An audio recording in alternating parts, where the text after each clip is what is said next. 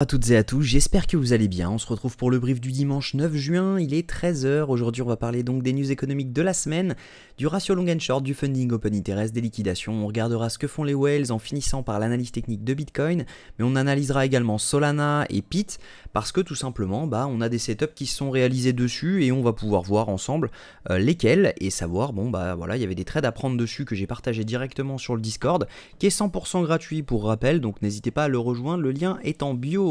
Alors, donc sur Bitcoin, j'attends tout simplement ce setup. Ce setup qui est tout simplement un joli dump dans la zone OTE pour ensuite revenir chercher cette zone OTE.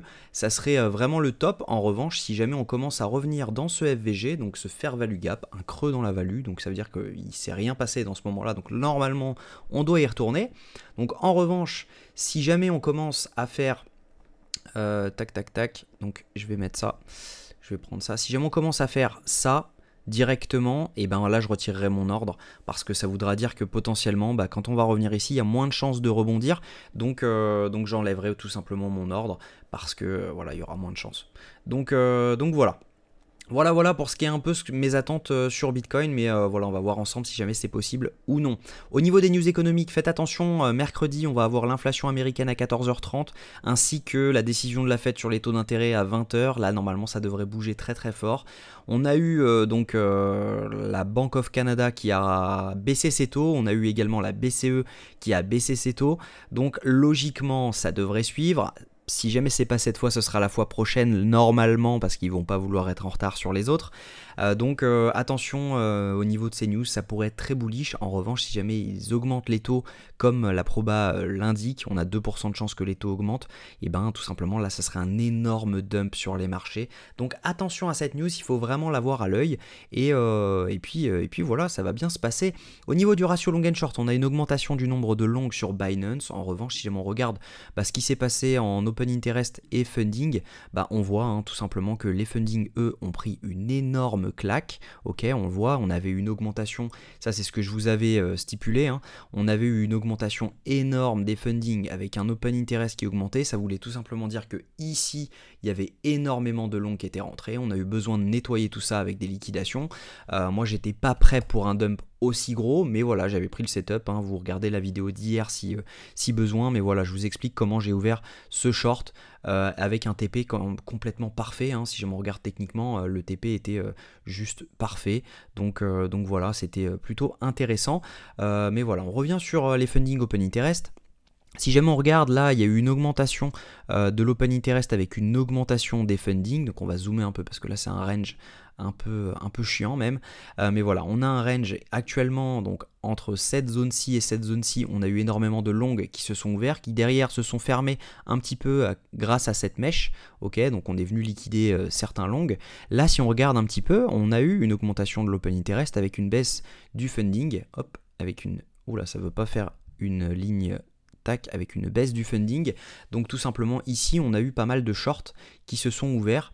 Derrière on s'attend quoi? On attend une petite mèche haussière pour derrière revenir liquider tous les longs et derrière ça pourrait nous donner notre entrée.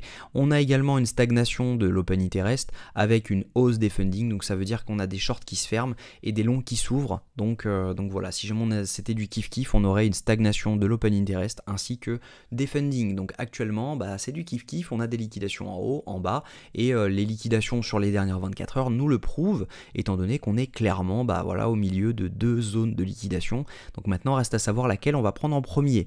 Si jamais on regarde sur 3 jours, on a quand même pas mal de liquidations à la hausse et on a quasiment tout pris ce qu'il y avait à prendre à la baisse. Donc on pourrait faire un dernier petit dump autour des 68 600, 68 300 je pense, pour derrière revenir chercher donc la zone haute au minimum, je pense les 70 500 $, donc ça pourrait être plutôt pas mal.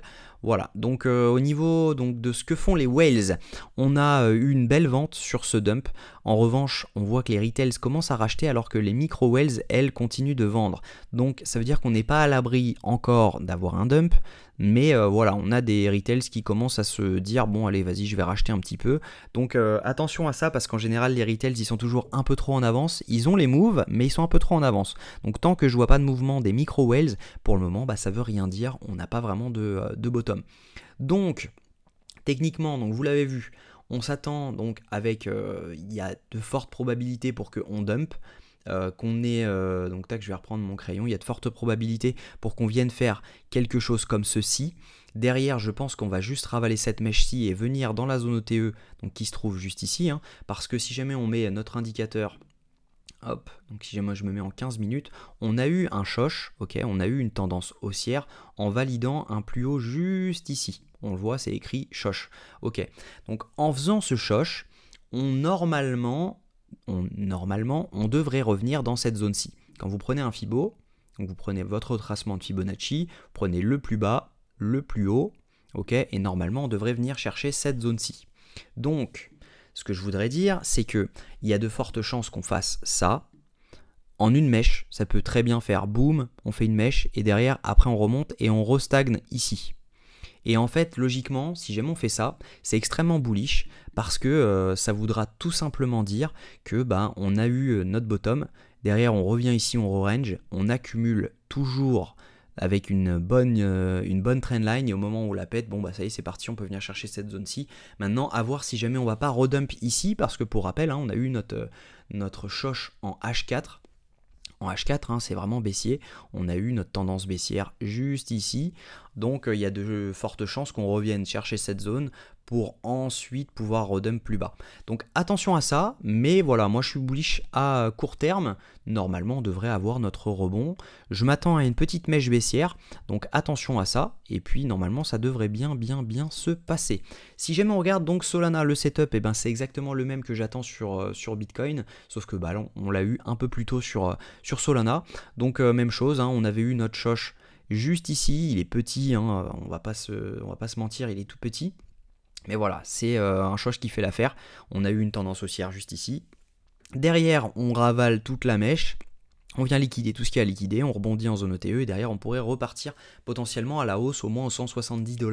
Donc ça pourrait faire un joli risk management, un joli trade. Donc à voir, je vais le hold et on va voir comment ça se passe. Même chose sur le pit, on a eu la même chose sauf que lui rebondit un peu mieux. On a eu donc ce fameux choche juste ici. Derrière on revient chercher la zone OTE ici de ce mouvement, on vient mèche sous cette mèche. Donc plutôt intéressant et derrière on peut repartir potentiellement à la hausse au moins aux 0,50. Donc voilà, normalement ça devrait bien se passer.